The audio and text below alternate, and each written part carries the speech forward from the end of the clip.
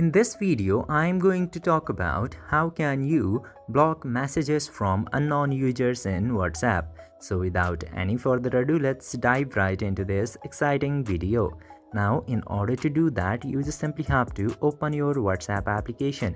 And after opening the WhatsApp application, you will just simply have to tap into these three dots in the top right corner. Simply tap into three dots, and after that you will get to see this setting button. Tap into settings button in order to go to the setting.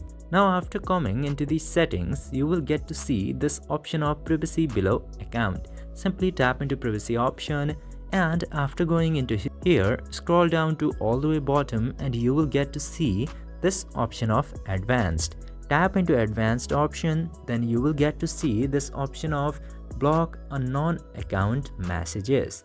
Now you just simply have to enable this upper toggle for block unknown account messages. Then you can easily stop messages from the unknown users in WhatsApp.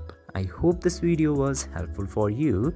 If yes, don't forget to give a thumbs up. Thank you for watching this video.